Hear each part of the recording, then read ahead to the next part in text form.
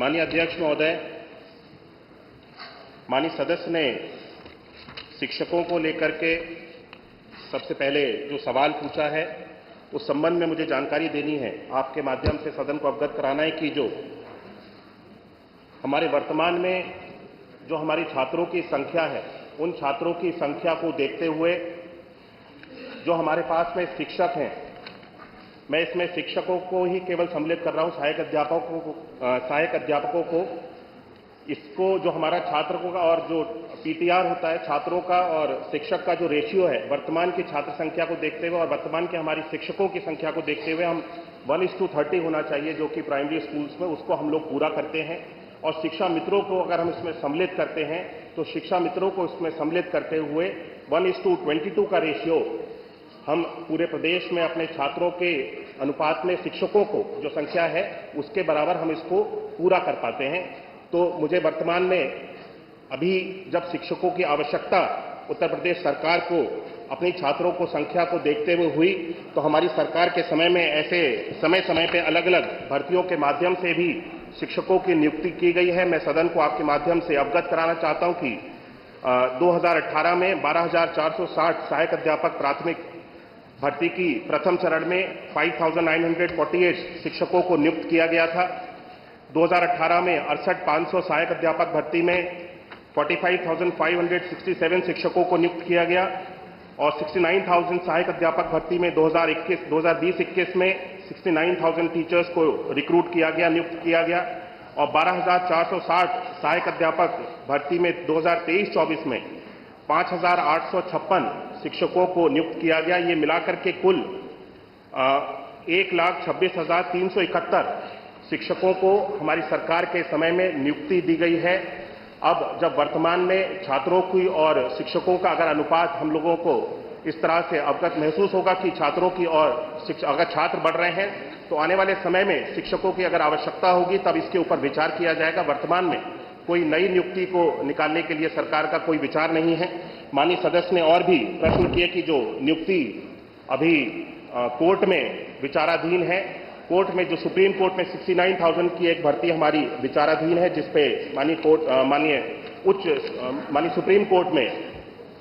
सर्वोच्च न्यायालय में जिसका केस चल रहा है, उसकी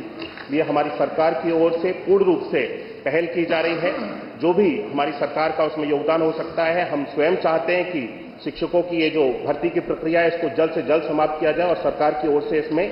पूर्ण योगदान दिया जा रहा है। माननीय सदस्य ने खेलकूद के बारे में भी चर्चा की। मैं बताना चाहता हूं, अवगत कराना चाहता हूं कि हमारी सरकार के समय में बच्चों की शिक्षा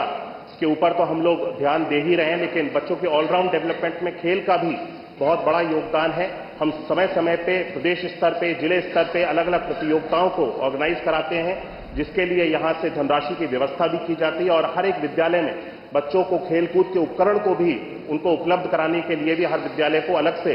हमारी सरकार के द्वारा, शासन के द्वारा धनराशि दी जाती है, जिसके माध्यम से बच्चों के लिए विद्यालय स्तर पर जाकर के खेलकूद के उपकरण परचेज किए जाते हैं और जिससे बच्चे खेलकूद में जिस भी क्षेत्र में जिस भी खेल में उनकी रुचि हो उस खेल में आगे बढ़ सकते हैं। माननीय सदस्य ने यह भी प्रश्न उठाया कि हमारी सरकार के समय में विद्यालयों को बंद करने का कार्य किया जा रहा है।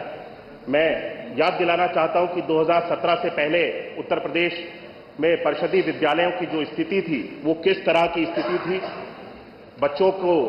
स्कूल में जाकर के पठन पाठन के कार्य की कितनी सहूलियत होती थी, हम सब लोगों ने, पूरे प्रदेश ने देखा है। 2017 के बाद से उत्तर प्रदेश में खास तौर पर परिषदीय विद्यालयों में ऑपरेशन कायाकल्प के माध्यम से जिस तरह से हमारी सरकार के द्वारा विभिन्न 19 पैरामीटर्स पे कार्य किया गया और परिषदीय विद्यालयों की एक तरह से पूरे प्रदेश में तस्वीर को बदलने का कार्य किया गया। हमारी सरकार के समय में किसी भी विद्यालय को बंद करने का निर्णय हम लोगों ने नहीं लिया है और हमारी सोच भी नहीं है कि बच्चों की पढ़ाई के लिए जो विद्यालय चल रहे हैं उसको बंद किया जाए, बल्कि हम सब लोग आने वाले समय में अत्याधुनिक और नए और उच्च स्तर के, बढ़िया स्तर के विद्यालयों को खोलने की हम सब लोगों की सरकार की योजना है। और आने वाले समय में मुझे लगता है जब ये विद्यालय बनकर के तैयार हो जाएंगे तो हमारे परिषदीय विद्यालय में भी प्राइवेट स्कूल्स में जो बड़े से बड़े, अच्छे से अच्छे स्कूल में जो सुविधाएं बच्चों को दी जाती हैं वो निःशुल्क हमारे परिषदीय स्कूल्स में भी बच्चों को देने में हमारी सरकार सफल होगी। देखिए आ गया पूरा उत्तर, पूरा आ गया। इसमें जितने भी बातें थी सब आ गई बड़ी स्पष्ट।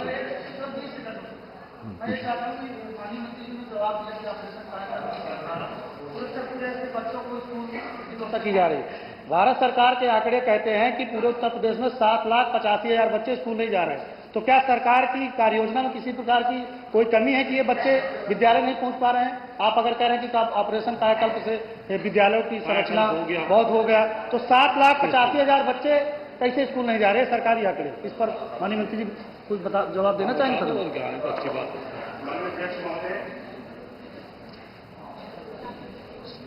माननीय सदस्य ने जो चिंता जताई है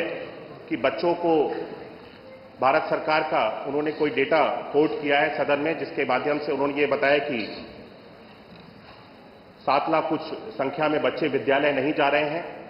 मैं इसकी अवश्य जानकारी करा दूंगा, लेकिन मैं प्रदेश स्तर पर बताना चाहता हूं कि उत्तर प्रदेश सरकार के द्वारा इस चीज को हम लोग